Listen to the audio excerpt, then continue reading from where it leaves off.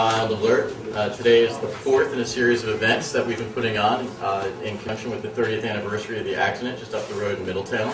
The big thing we ask is, why are we commemorating an accident 30 years later? And it's so we can learn from it and make sure that what happened then doesn't happen again today.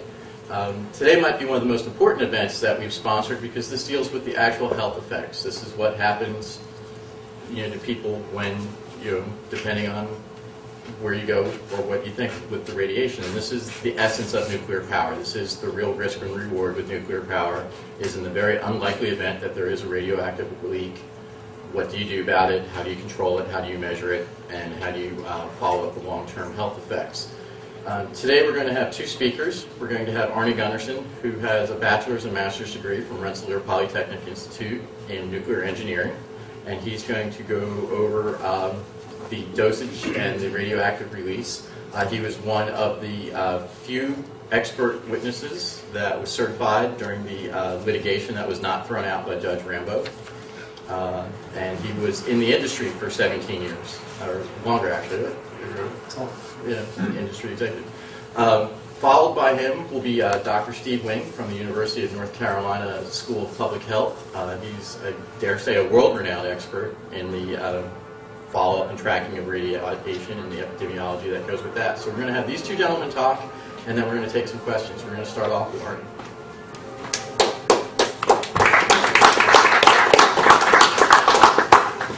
Thank you. Can you hear me at the back? Okay. If I tend to drop my voice, wave at me or something.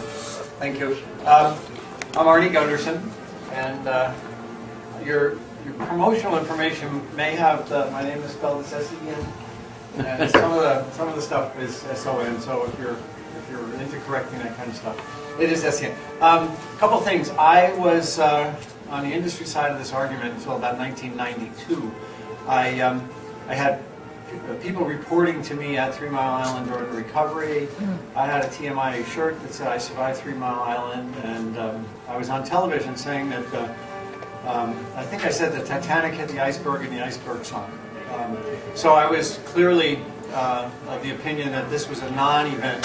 Until about 1992, I started looking into it and was asked to be an expert at the trial in '94, and really had a chance to dig into it then. My opinions have essentially gone 180 degrees. It's a significant event that we need to learn from if we're to have a new generation of nuclear plants, which is sort of the direction I'm taking this. And then the other thing is that from a health effects, we better understand what happened here, and with Dr. Wing's data, if we can learn from it as well. So there's two issues: what happened in the past to the people who may have been exposed here in Harrisburg and Middletown, and then also looking forward, what have we learned from TMI? And that's what I'll be talking about. One last thing: Dr. Wing and I have never met until today.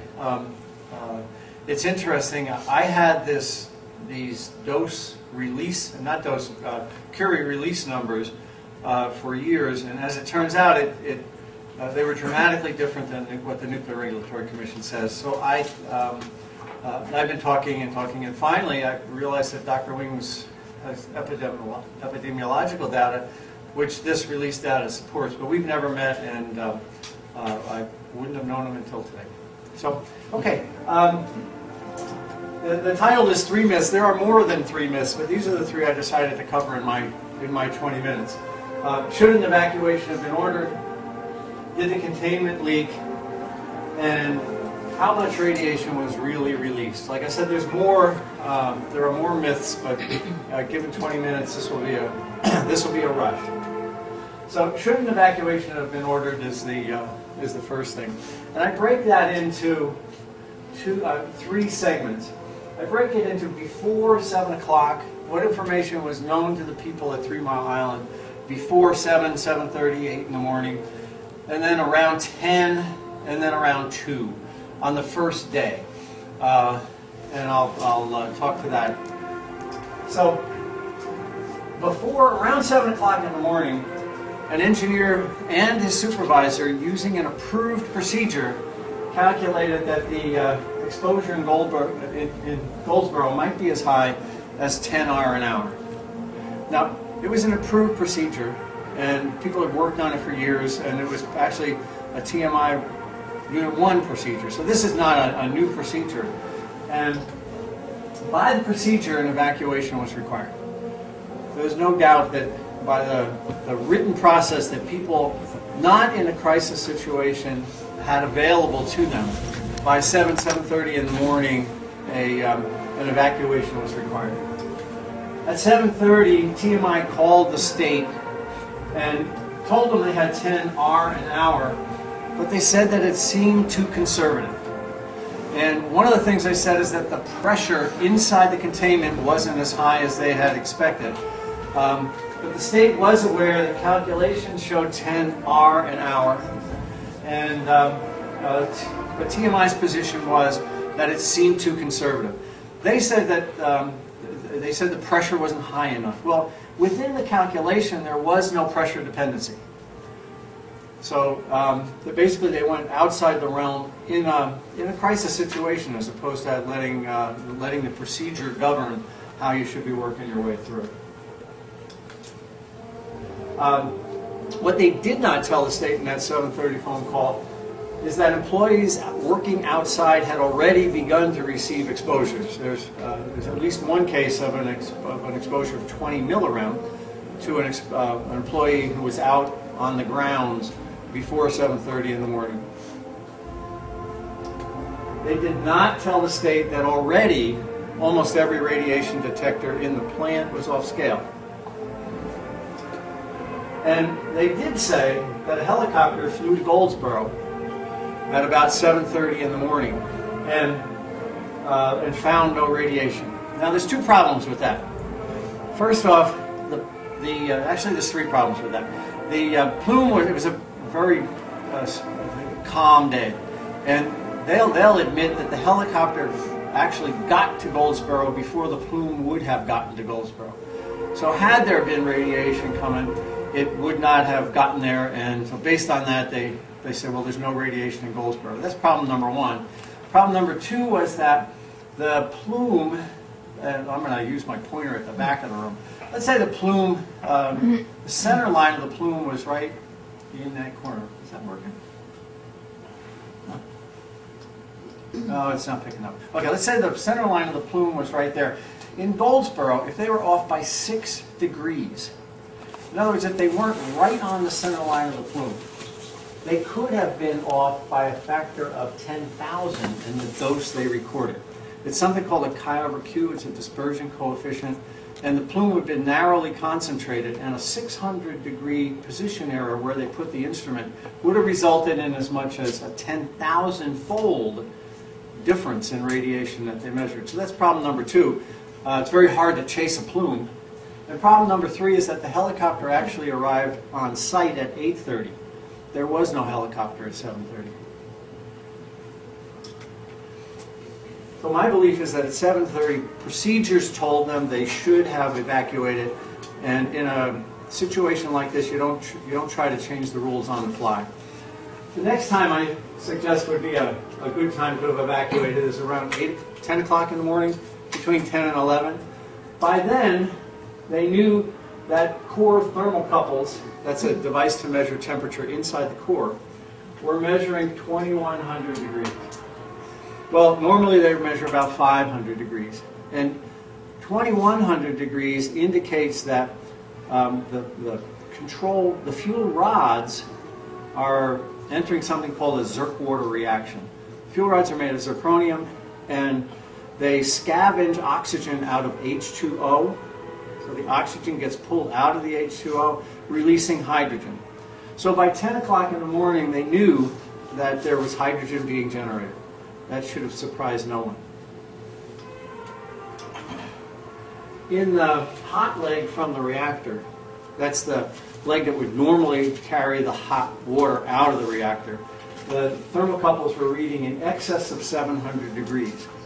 Now, given the pressure that the reactor is capable of withstanding, it could not have been water at 700 degrees because the relief valves would have either opened or the vessel would have cracked.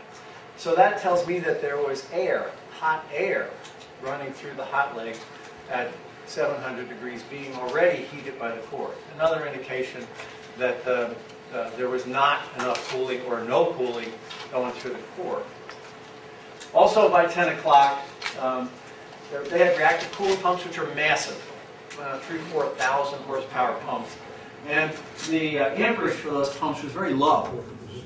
And that's an indication that they're not pumping water, it's an indication they're pumping steam or air. And the next thing is that in a pressurized water reactor, they have neutron monitors in the core, but they have neutron monitors outside of the nuclear reactor. And the neutron monitors outside of the nuclear reactor were reading very high levels of neutrons. Well, what that means is that there was no water to moderate the neutrons. Even if the reaction was shut down, there was still more neutrons than they had ever experienced outside the core.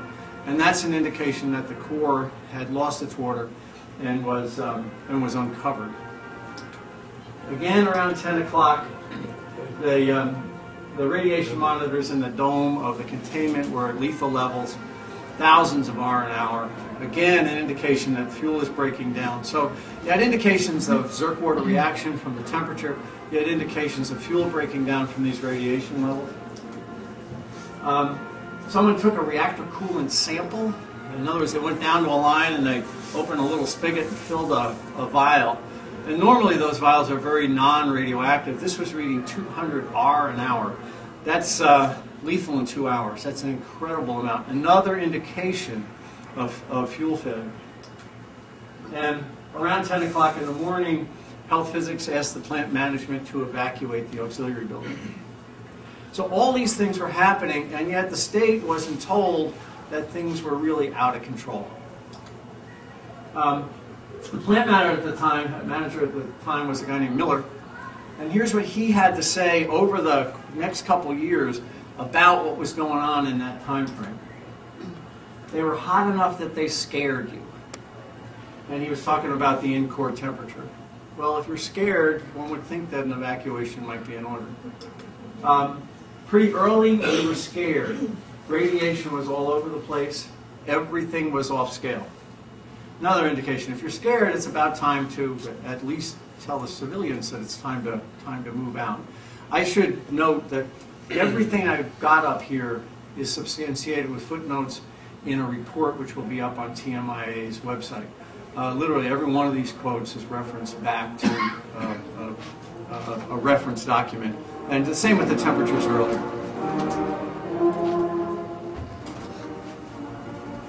This was another interesting quote.